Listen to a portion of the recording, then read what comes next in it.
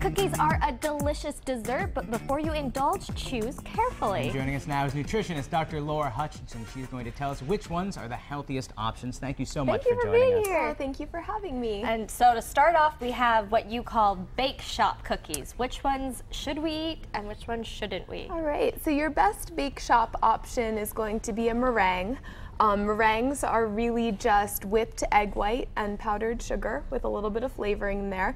So all 4 of those meringues down there are only going to have about 110 calories in all 4. Only 110 calories? That's nothing. Yep, and no fat. So it's still high in sugar, it's still a treat, right? Still discretionary calories, but much better than, you know, having the shortbread cookie, which is the not that. Shortbread traditional recipe is 2 cups of white flour, 2 sticks of butter, and a half cup of sugar and a little bit of salt. So, you know, it's all white flour, sugar, and butter. Well, that's probably why it tastes so good. Yeah, but you know, one little cookie in terms of shortbread is gonna have, you know, about as many calories as 4 meringues. So if you're looking for portion size and you like to eat a little bit more of your dessert, then the meringues are probably a better option.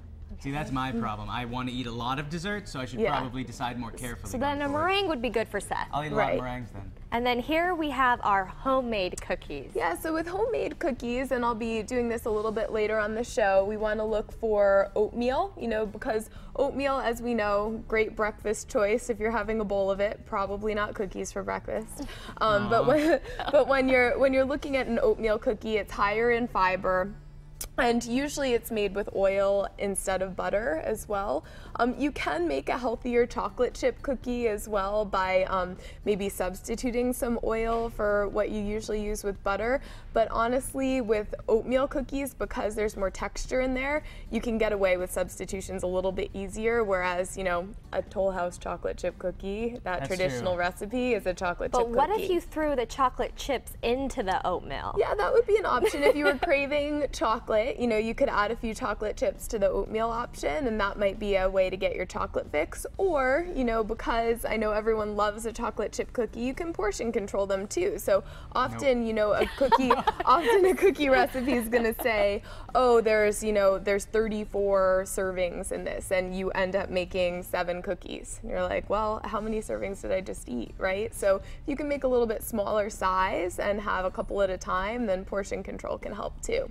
Okay, and then here we have our store-bought cookies and cookies that are filled. Yes, so I'm going to start with the cookies that are filled. So anytime you fill a cookie, right, you know, you think Oreos, I have some Nutter Butters over there. There are some, you know, Oreos that are vanilla and filled with cream.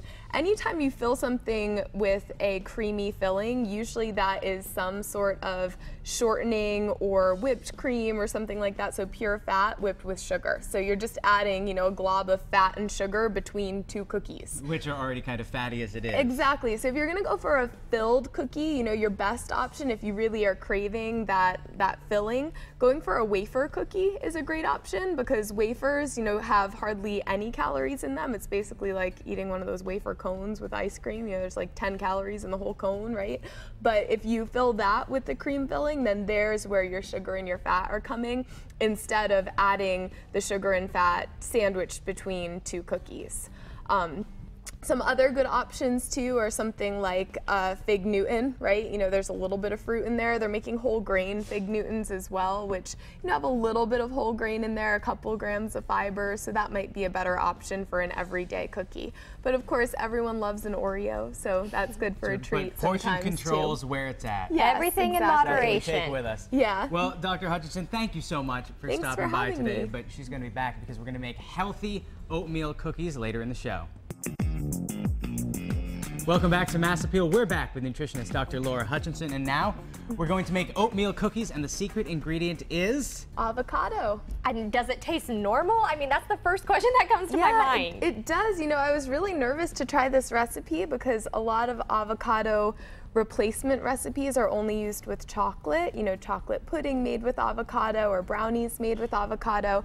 And it can act, you know, with the texture of an avocado, it can act to replace the egg and or to replace the oil or butter. And so with replacing the egg or the butter, you can make this healthier, higher monounsaturated fat, which is heart healthy fat, vegan cookie, you know, with that has a pretty much the same texture as your regular oatmeal cookie. Well, let's get to it. All right, so we're gonna start by mixing. There is some sugar in here. So, I'm okay with that. And despite what people think, brown sugar is not better than regular sugar. It just has a tiny bit of molasses added back. So I think it's tastier. I'm not promoting brown sugar, but we need it for the cookie. But we're using it for this recipe. Yeah. You need to have some fat in your life. It's true. It's no fun without it. Moderation, right? And this Exactly. is at 3 tablespoons of oil and 2 tablespoons of water. All right, and then we have our avocado, which we will mix in there too. So Is we're this just just mixing. a whole avocado? Yep, this is a whole avocado, which ends up making roughly a half cup or so. You want a really ripe one. If you don't have a really ripe one, you want to make sure you have a really good blender, because the last thing you want is big chunks of avocado in your oatmeal cookie, right? Oh, that does not sound appetizing. No, And so you- we're hiding it. And you know when you go to the store, you want the ones that are as dark as possible and squishy. Yeah, exactly. Ones that you'd make something like guacamole with too. You know, same sort of texture. Then this is going to be 3 tablespoons of applesauce, and so applesauce can also act as a replacer for fat. It has similar texture, but if you're going to replace a cookie with applesauce instead of oil, you do have to be ready for it to be more of a bread-like puffy cookie, because there's no fat in there. So this is going to be a ½ teaspoon of salt there, and then we have 2 cups of oatmeal. I'm using old-fashioned oats here, and that's a little bit tougher texture cookie. If you want a little bit less tough of a texture cookie, you could use quick oats too, and then things will dissolve a little bit. Is there a health difference between those two? You know, quick oats are, because they're chopped up a little bit more, they have a higher glycemic index, which means they make your blood sugar rise a little bit faster. So the old-fashioned kind might keep you fuller for a little bit longer. That was a ½ teaspoon of vanilla.